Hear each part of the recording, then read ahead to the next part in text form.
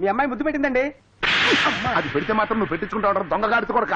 ఏంటండి ముద్దులు వాడికి గుద్దులు నాక? ఆడెవడరా? వాడేవాడంటండి ప్రెసిడెంట్ గారి తమ్ముడు విజయ్. మీ అమ్మాయి ముద్దులు పెట్టింది.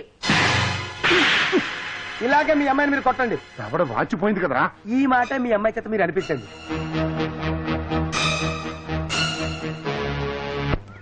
అబ్బా ఇక టానిక్ చాలు. 300 బాటిల్స్ తాగించాం. చాలదు, ఇంకా 200 తాగించాలి. చూసారా చూసారా ఆ నా పరువుని చెప్పు కింద దర్యాలు నలిపేస్తున్నాడయ్యా. ఏంటో చూస్తావు? పాపం కుర్రాడు కింద పడి నలిగిపోతుంటే అయ్యో ఈ పార్టీకి స్కోర్ 1000 దాటిపోయి ఉంటుందండి. నువ్వు బెరేదవా?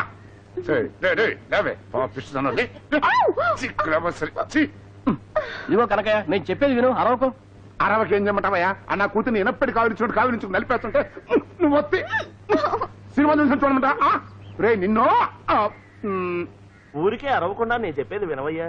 అరవకేం చెమ్మటావయ్యా? అరవద్దని చెప్పడానికి నువ్వెవడివి? నా రక్తం రైల్లో బొగ్గులాగా మండిపోతుంది. అసలైనా ఆడు ముద్దు పెట్టుకుందే నీ కూతురును నీ పిల్లలు కదయ్యా, మా కూతుర్ని. అసలు ఈ ముద్దు వస్తుందని పారిపోతాడు. ఆగో ఒకటి ఒకటిగా. నీకేమైనా పిచ్చెక్కిందా కనకయ్య? నిజంగానే పిచ్చెక్కింది. చూడు కనకయ్య, నీ కుటుంబానికి జరిగిన అవమానం మేమంతా చూసాం. పంచాయతీలు పెడదాం. ఏంటయ్యా నువ్వు పెట్టేది ఇడ్లీ? ఇలా అన్న పంచాయతీ బోర్డు ప్రెసిడెంట్ తమ్ముడిని సమర్థించుకుంటాడు కానీ తమ్ముడు చేసిన తప్పును ఒప్పుకుంటాడా? నాకు న్యాయం చేస్తాడా? నీకు శేఖరం గురించి తెలియదు కనకయ్య. శేఖరం పంచాయతీలో కూర్చుంటే స్వపర భేదాలే ఉండవు. పంచాయతీకి రా. సరే మా మనుషులు కూడా తెచ్చుకుంటా. పదండి. కానీ అయ్య గారు కుర్రోడు కత్తిలో ఉన్నాడండి. నువ్వు చెప్పలేదురే అయ్యా. మన పంచాయతీ కోఆపరేటివ్ స్టోర్స్ మంచి ఫలితాన్ని ఇవ్వటం వల్ల మన జిల్లాలో ఉన్న మిగతా పంచాయతీ వాళ్ళు కూడా కోఆపరేటివ్ స్టోర్స్ ఓపెన్ చేయాలని ప్రయత్నాలు చేస్తున్నారు. ఇది మన పంచాయతీకి గర్వకారణం. అవునవును, ఒక మంచి జీవితాన్ని పూర్తిగా సమాధి చేసిన ఘనత కూడా మన పంచాయతీకే దక్కింది. కనకయ్య ఎందుకలా అరుస్తావు? ఊరు మధ్య పంచాయతీ దుకాణం పెట్టి కనకయ్య కడుపు కొట్టారు. ఊరి చివరైన పరువే పద్దలు కొట్టారు. రామ్మూర్తి, అసలు ఏం జరిగిందో చెప్పకుండా నోటికొచ్చినట్టు మాట్లాడటం పెద్ద మనుషుల లక్షణం కాదు. ఏం జరిగిందో చెప్తే నీ నోరే పడిపోతుంది. ఏం జరిగింది? కనకయ్య గారి అమ్మాయి మన ఊరి అబ్బాయి మన ఊరి చివరి తోటలో ఊరి చివరి తోటలో ప్రేమ కలాపాలు సాగిస్తూ సాగిస్తూ సాగిస్తూ అంటూ సాగదీస్తావేటయ్యా? చెప్పు. అవ్వా అవ్వా, దాన్ని ప్రేమ కలాపాలు సాగించడం అంటారటండి. మూల కూర్చున్న పిచ్చి పిల్లకి మాయ మాటలు చెప్పి రోడ్డుకు లాగాడు. మాట్లాడరేంటండి? చూసేవాళ్ళు చెప్పొచ్చు కదా. కన్న తండ్రి నేనే సిగ్గు విడిచి చెప్పు చావాలా? ఎవరా అబ్బాయి? ఆడపిల్లతో కట్టు తప్పి ప్రవర్తించిన కుర్రాడెవరు? ఆ కుర్రాడి పేరు చెప్తే మాకు న్యాయం జరుగుతుందనే నమ్మకం లేదు. 10 మందికి న్యాయం పంచివ్వటానికే ఈ పంచాయతీ ఉంది. ఆ కుర్రాడెవరైనా పర్వాలేదు, పేరు చెప్పండి. అతనెవరో కాదు, నీ తమ్ముడు విజయ్. విజయ్ మీ తమ్ముడిని అచ్చోసిన ఆంబోతులా ఊరి మీద వదిలిపెడితే ఈ ఊళ్ళో ఉన్న ఆడపిల్లల గతేమిటి చెప్పు. ఏమవుతుందండి, ఆలబాబు కూడా నాలాగే నెత్తిని చెంగేసి కూర్చుంటాడు. కాస్త తేడా పాడా వచ్చిందనుకోండి పురుళ్ళు పోసి ఆసుపత్రి చుట్టూ తిరుగుతూ ఉంటాడు. అయ్యా శేఖరం బాబు, ఎంతెందుకు మీ పంచాయతీ సొమ్ములో 10 రూపాయలు ఖర్చు పెట్టి అంత విషయం మా కుటుంబానికి ఇప్పించండి, తేడా వదిలిపోతుంది. బాబాయ్ ఇలారా, ఈ కుర్చీలో కూర్చో. బాబు నేనా? అవును బాబాయ్, ఇది మా కుటుంబం మీద వచ్చిన అభియోగం. నేను విచారణ చేయకూడదు, నువ్వే విచారణ చేయాలి. పంచాయతీ ప్రెసిడెంట్ కైనా పాలికాపుకైనా ఒకటే న్యాయం జరుగుతుంది ఈ చావిట్లో. ఈ కుర్చీలో కూర్చునే మనుషులు మారొచ్చు కానీ న్యాయం మారకూడదు. రా బాబాయ్ కూర్చో. ఆ బాబాయ్ నువ్వు కూర్చోబెట్టే మట్టి బొమ్మ, నువ్వు ఆడమన్నట్టు ఆడతాడు. ఏ గూటి చిలక ఆ గూటి పలికే పలుకుతుందండి. మీరు నోటికొచ్చినట్టు మాట్లాడకండి. తన తమ్ముడి మీద ఫిర్యాదు రాగానే ఆ బాబు కుర్చీలోంచి లేచి ఆ కుర్చీ మరొకరికి ఇచ్చారు. అర్థం చేసుకోండి. ఏమిటే అర్థం చేసుకునేది? ఆ సీట్ నీకు ఇచ్చాడా నాకిచ్చాడా? తన చేతి కింద మనిషికి ఇచ్చి ధర్మం చెప్పమంటున్నాడు. అది అతను తెలివితేటలు. పోనీ నువ్వే ఈ ధర్మాసనంలో కూర్చుని విచారణ చేయి రామ్మూర్తి. మీ పంచాయతీ నిర్ణయానికి నేను నా తమ్ముడు కట్టుబడి ఉంటాం.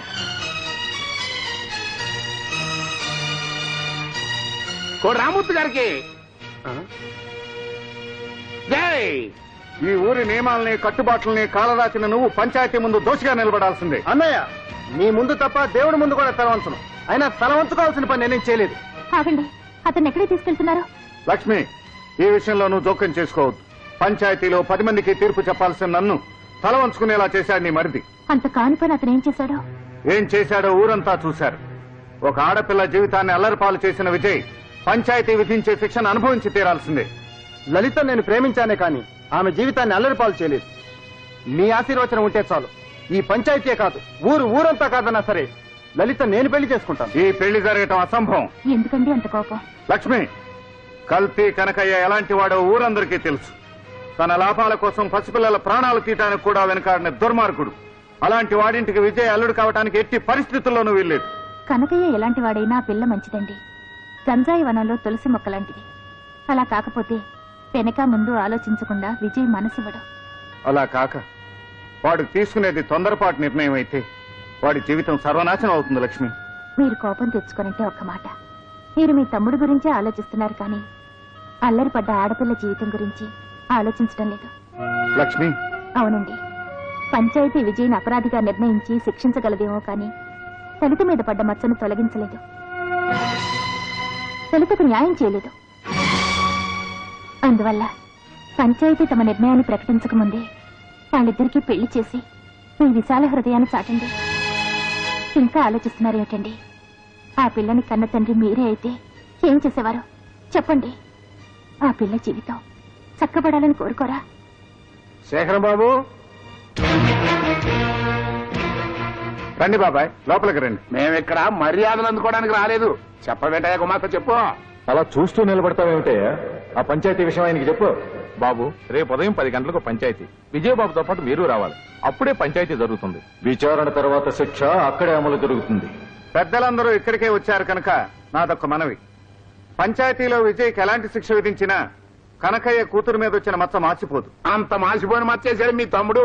అందుకే వెంటనే లలితకి విజయ్కి పెళ్లి జరిపించాలి. అప్పుడే ఆ పిల్లకి న్యాయం జరుగుతుంది. శేఖరం బాబు, నువ్వు చాలా మంచి నిర్ణయం తీసుకున్నావు.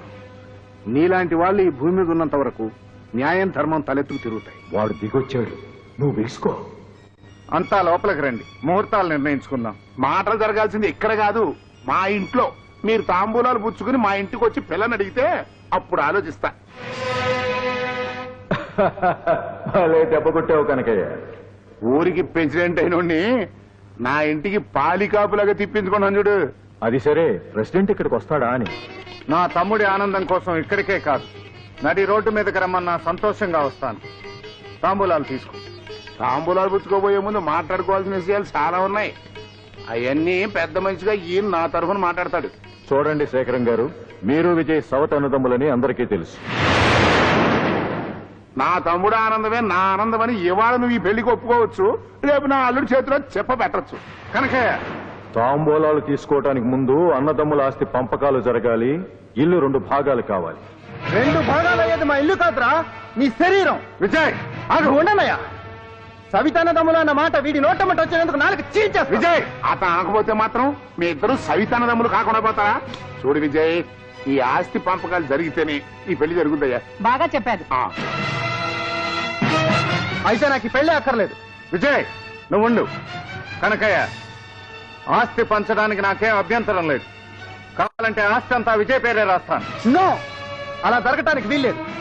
మా శరీరాల నుంచి మా ఆత్మలు వేరు కావచ్చు, మా నుండి మా నీడలు వేరు కావచ్చు, కానీ మా అన్నదమ్ములు ఇద్దరం విడిపోలేము. విజయ్, మనసులో మమకారాలే నాన్నగారు మనకిచ్చిన ఆస్తి. వాటి పంపకాలను వీళ్ళెవరూ చేయలేరు. నువ్వు ఈ ఇంటి పిల్లని పెళ్లి చేసుకోవాలనుకున్నప్పుడు ఆ పిల్లని కన్నవాళ్ల ఇష్టాయిష్టాలు కూడా నువ్వు పట్టించుకోవాలి. వాళ్ళ భయాలు వాళ్ళకుంటాయి. వాళ్ళని సంతృప్తిపరచవలసిన బాధ్యత మనకుంది. ఆహాహాహా, శేఖరం బాబు, నా మనసులోని బాధను సరిగ్గా అర్థం చేసుకున్నావు బాబు. అసలు ఈ ఊళ్ళో వాళ్ళందరూ నిన్ను దేవుళ్ళు అంటాడని ఎందుకు కొలుస్తున్నారో నాకు ఇప్పుడు అర్థమైంది. దేవుళ్ళు అంటాడంటే దేవుడే. ఈ మాటల్లో మాత్రం కల్తీ లేదులేండి, మనసులో నుంచే చెప్తున్నారు. ఎవరి మనసులో ఏమన్నా నేను ఈ పంపకానికి అంగీకరించను. విజయ్, నువ్వు కాదనేది పంచాయతీ నిర్ణయాన్ని, పంచాయతీ పెద్దల మాటను. పంచాయతీ పెద్దలు నాకు ఏ శిక్ష విధించినా సరే షరతులతో కూడిన ఈ పెళ్లి నాకు అక్కర్లేదు. ఆగు విజయ్, నువ్వు ఒక్కడవే నిర్ణయం తీసుకుని వెళ్తే ఎలా? నేను చెప్పేది కూడా విని వెళ్ళు. ఏమిటది? మన ఇద్దరు ప్రేమించుకున్నాం, పెళ్లి చేసుకోవాలని కూడా నిర్ణయించుకున్నాం. ఇప్పుడు ఈ నిర్ణయం కూడా మనమే తీసుకోవాలి. పెద్దలందరూ వినండి. ఇద్దరు అన్నదమ్ముల్ని విడగొట్టి ఓ ఇంటిని 2గా చీల్చడం మేము ఒప్పుకోం. అలా జరిపించే పెళ్లి విజయ్కే కాదు, నాకు ఇష్టం లేదు. ఇదే మా ఇద్దరు నిర్ణయం. అసలు మేము పెళ్లి చేసుకోం. ఆహా, పులిపిల్ల చెప్పిందండి. ఏ లలిత, నువ్వు నోరు మూసుకో. వ్యవహారం ఇంత దూరం వచ్చాక ఆమె నోరు ఎందుకు మూస్తారమ్మా? పంపకాలు కోరేది ఏజెంట్ అయినా హాయిగా బతకడానికి. మరి ఇప్పుడు ఆదంటే పంపకాలతో కూడిన పెళ్లి అక్కర్లేదంటున్నారు. అందుచేత ఎలాంటి షరతులు లేకుండా ముహూర్తం పెట్టించండి. అవును ముహూర్తాలు పెట్టించాలి. ఒక మాట. ఏంటయ్యా ఇంకా నువ్వు చెప్పేది? నా కూతురి పెళ్లి జరగనివ్వా? నా బిడ్డని గొప్పంటి కోళ్ళను కానివ్వా? నువ్వు వెళ్ళరా బాబు. నా కుటుంబ విషయాల్లో జోక్యం కలుగు చేసుకోకు. కానీ కట్నం అడగకుండా శేఖరం బాబు ఈ పెళ్లికి ఒప్పుకుంటుంటే ఇంకా ఈ అడ్డు పొలలు ఏంటయ్యా?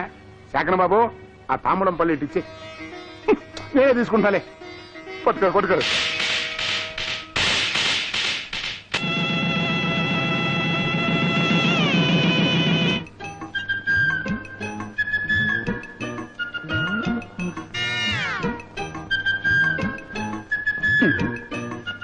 మీ దొంగ బుద్ధి పాలించుకున్నారు కాదు, కూతురింట్లో కూడా దొంగతనమేనా? ఎవరు? మేం కాదు. మీరా దొంగతనం ఏముందిరా? ఒక్కసారిగా తెల్లాక దాచుకుంటున్నాను అంతే. ఏంటి ఈ సామాన్లనే? మనం పెళ్లికి ఒట్టి చేతులతో వచ్చాం. ఇవన్నేంటి? అయ్యో మిఠాయి. ఈ మిఠాయిలు ఎందుకే? అబ్బా తిన్న వరకు తింటాం, మిగతావి కొట్లు అమ్ముకుంటాం. వీళ్ళ వల్ల మన కొట్టు ముండ మొయ్యలేదు. ఆహా, మొగుడుకు దగ్గర పెళ్ళామండి. ఈయన తినడానికి దాస్తే ఆవిడ అమ్మకం వరకు వెళ్ళిపోయింది. ఆది దంపతులు. నువ్వు నోరు మూసుకో. ఇదిగా ఈ ఆలోచన అయితే బ్రహ్మాండంగా ఉంది, కానీ నలుగురు చూసి మగాన కాండ్రించి ఉమ్మేక ముందు ఇవన్నీ సర్దుకుని వెళ్ళిపోవడం బెటర్. అబ్బా మీరు ఊరుకోండి. కనీ పెంచిన కూతుర్ని అత్తారింట్లో వదిలిపెట్టేటప్పుడు ఎలా మసలు కావాలో చెవులు వేసిపోవద్దు. అయితే త్వరగా దిగులు. అమ్మాయి ఇచ్చింది, అమ్మాయి ఇచ్చింది. అమ్మా లలిత, పిలిచావమ్మా? చూడమ్మా మేం బయలుదేరుతున్నాం. నీకు పెళ్లి చేసి మా బాధ్యత తీర్చుకున్నాం. ఇక మీదట నీ భర్తే నీకు దైవం, పతియే ప్రత్యక్ష దైవం. అయ్య బాబాయ్, ఏమైందండి? ఏడు పడుకుని గట్టిగా లాగరా. ఎందుకండి? పులుసు పతియే ప్రత్యక్ష దైవం అంటుంటేను గుండె ఆగిపోయినంత పని అయిపోయింది. చెప్పే 4 మాటలు జాగ్రత్తగా చెవిలో వేసుకో. ఏ విషయానికైనా తలూపుటం గాని సర్దుకుపోవటం గాని చేయకూడదు. సతీ సావిత్రిలా పోజు కొట్టే మీ తోటికోడలుంది చూడు, దాంతో ఎడ్డమంటే తెడ్డమనాలి. అమ్మాయి లలిత అంటే ఏమే లక్ష్మి అనాలి. ఇలా రామ్మ అంటే ఏ నీ కాళ్ళు పడిపోయాయా అనాలి. నువ్వు వంటగదిలో అడుగు పెట్టకుండానే అది చేసిన ప్రతి వంటకు వంకలు పెట్టాలి. మీ ఇద్దరి మధ్య గొడవలు సర్దలేక మీ ఆయన వేరంటి కాపురం పెట్టాలి. అతను నీ మాట వినకపోతే అతను గదిలోకి వచ్చినప్పుడు అలా ఎండబెడితే ఎలాంటి మొగుడైనా దిగొస్తాడు. దానికి ఉదాహరణ నేనేనమ్మా. ఆ మాట నిజమేనండి, ప్రమాణ పూర్తిగా ఇందులో కలిసి లేదు. నేను గిన్నెలో శనగపప్పు పెట్టి పంపిస్తా, నువ్వు ఆ గిన్నెలో ఉంగరాలు గొలుసులు అన్నీ పెట్టి పంపించు. ఇంట్లో సామానంతా లక్ష్మి తన పుట్టింటికి తీసుకెళ్తుందని మీ ఆయన దగ్గర గొడవ పెట్టు. చాలు ఎన్నోర్మే, ఊరుకున్న కొద్దీ రెచ్చిపోతున్నావు.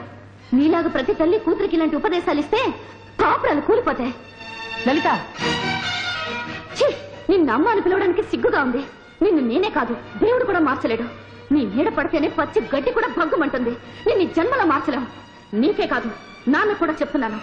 ఈ క్షణం నుండి ఇల్లు నాది. ఈ ఇంటి మంచి చెడ్డలు కష్ట సుఖాలు నావే. ఈ ఇంటి శత్రువులు నాకు శత్రువులే. అర్థమైందా? మీరు నన్ను మర్చిపోండి. కన్న మమ్మకారం అంటూ కాకమ్మ కబుర్తో మళ్ళీ ఇంటికి రాకండి. అంతగా నన్ను చూడాలనిపిస్తే కబుర్ చేయండి, నేను వస్తాను. వెళ్ళండి, మూట కట్టుకున్నవని తీసుకుని బయటకు నడవండి. మీ చెప్పుడు మాటలతో నన్ను ఇంట్లో ఒక దోషం చేయాలని ఎప్పుడు ప్రయత్నించకండి. ఇక్కడి నుంచి వెళ్ళిపోండి.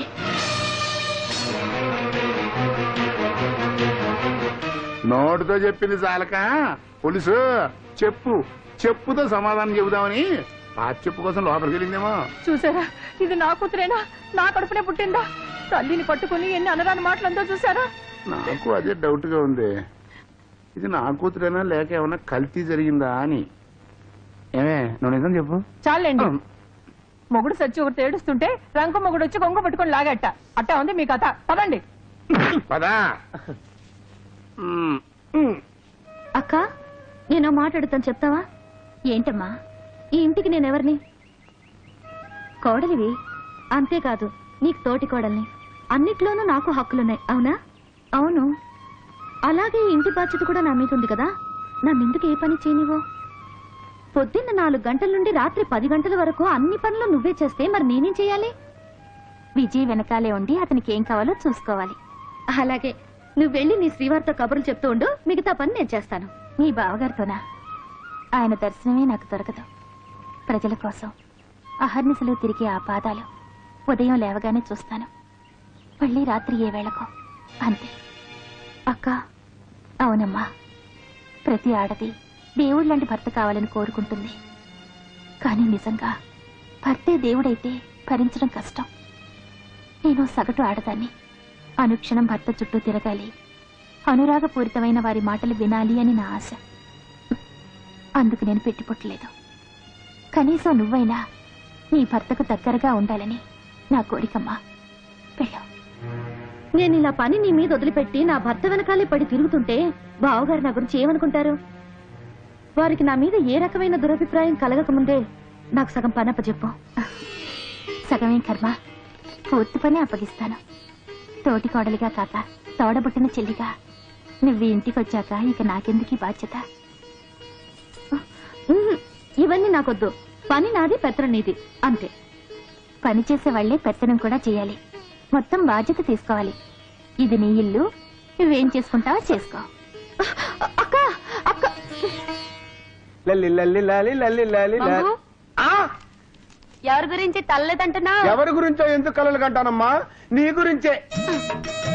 ఇలాంటి కబుర్లతో తడుపు నిండుతుందా? మరి అలాంటి కబుర్లతో కడుపు నిండుతుందమ్మా. నీతో సిగ్గులేదు? సిగ్గా? సిగ్గు నాకే కాదు, మా యజమానికి, మా అమ్మగారికి, మా ఇంట్లో ఎవ్వరికి సిగ్గులేదు. మీ యజమాని ఊర్లో లేడా? ఊళ్ళో ఉంటే నీకోసం కబురు ఎందుకు పెడతానమ్మా? దా తెరు. ఇదిగో హార్లిక్స్, ఇది వాడు. సన్నగా ఉన్నావు కదా, బాగా లావుతావు. ఇదిగో సబ్బు, ఇది బరబర రుద్దు, రుద్దితో మంచి వాసన వస్తుంది. ఇదిగో కాల్గెట్టు, ఇది బళ్ళకు వాడు, లేకపోతే కంపు కొడుతుంది. ఇది తీసుకో, ఇది తీసుకో, ఇది కూడా తీసుకో.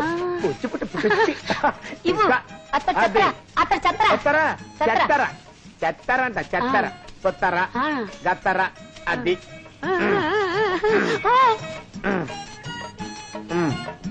అది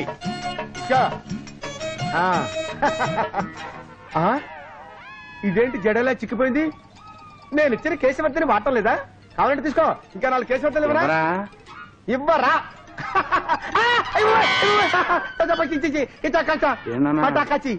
ఏంటి బేరాలు లేకపోయినా సరుకు తగ్గిపోతుంది, గల్లా పెట్టులోకి డబ్బులు రావట్లేదు అంటే ఆలోచిస్తున్నా. కారణం ఇదన్నమాట. కేసీ వర్ధనిస్తానన్నా.